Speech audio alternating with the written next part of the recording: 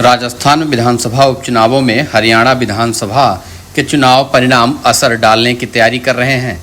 राजस्थान में 7 विधानसभा सीटों पर उपचुनाव होना है, जिसमें से 2 सीटें खीसवर और झुंझुनू ऐसी हैं जहां जाट मतदाता जीत हार में बड़ा किरदार निभा सकते हैं। लोकसभा चुनाव में कांग्रेस ने उन सीटों पर अच्छा प्रदर्शन किया था जहां जाट मतदाताओं की निर्णायक भूमिका रही है, लेकिन हरियाणा के नतीजों के बाद लोकसभा चुनाव में मिले मोमेंटम पर ब्रेक लग सकता है। राजनीतिक विश्लेषकों का कहना है कि जाटलैंड में कांग्रेस का प्रदर्शन ठीक रहा, लेकिन जाटवाद के चलते गैर जाट कांग्रेस से छिटक गए, इसलिए हार का सामना करना पड़ा। राजस्थान विधानसभा उपचुनाव में कांग्रेस पर बेहतर प्रदर्शन करने का दबाव बन गया है।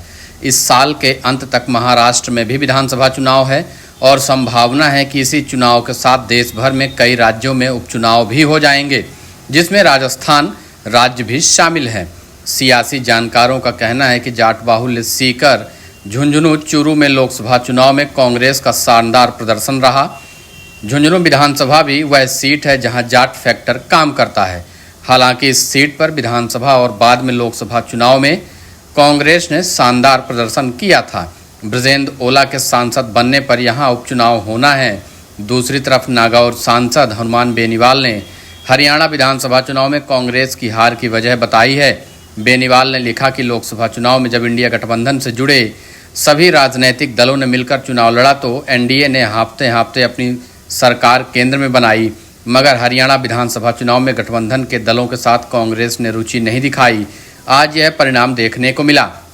हरियाणा का किसान, जवान, दलित और भाजपा की नीतियों और शासन के खिलाफ था, लेकिन कांग्रेस पार्टी की एक राय और एक साथ होकर चुनाव नहीं लड़ने की वजह से फिर से हरियाणा के किसानों, दलितों, युवाओं को निराशा हाथ लगी। हालांकि लोकतंत्र में जनता का निर्णय सर्वोपरि है, मगर फिर भी कांग्रेस पार्टी के आलाकमान को अब गंभीरता से सोचने की ज़रूरत है।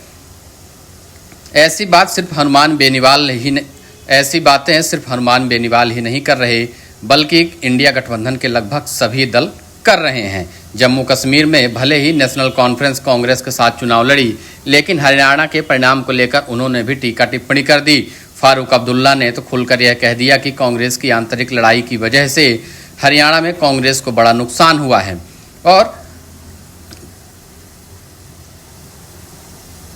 2023 के विधानसभा चुनाव में राजस्थान में कांग्रेस की हार का सबसे बड़ा कारण भी आंतरिक लड़ाई ही रही।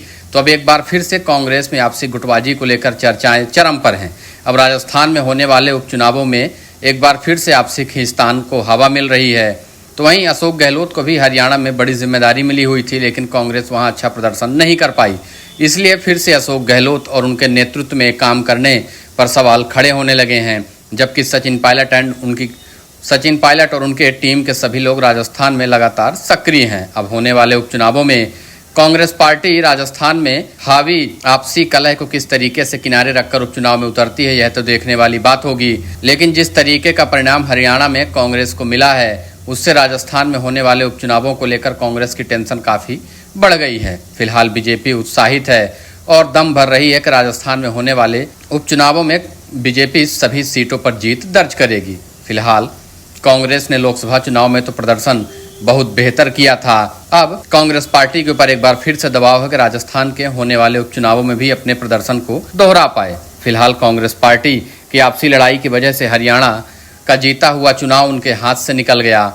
अब एक बार फिर से कांग्रेस पार्टी की होती हुई आपसी लड़ाई राजनीति का केंद्र बन रही है। फिलहाल राजस्थान में अभी तो मामले शांत दिखाई दे रहे हैं, लेकिन जैसे जैसे चुनाव नजदीक आएगा, अपने अपने लोगों की टिकट के दावेदारी को लेकर दिल्ली से जयपुर तक जब चक्कर लगने लगेंगे, तो एक बार फिर से मनमुटाव और गुटबाजी सामने आ सकती है। अब कांग्रेस पार्टी इससे बचने के नए नए रास्ते खोजने में लग गई है कि उपचुनाव से पहले राजस्थान में कांग्रेस पार्टी की गुटबाजी किसी भी तरह से सामने न आए और चुनावों में एक बार फिर से लोकसभा जैसा प्रदर्शन दोहरा सकें।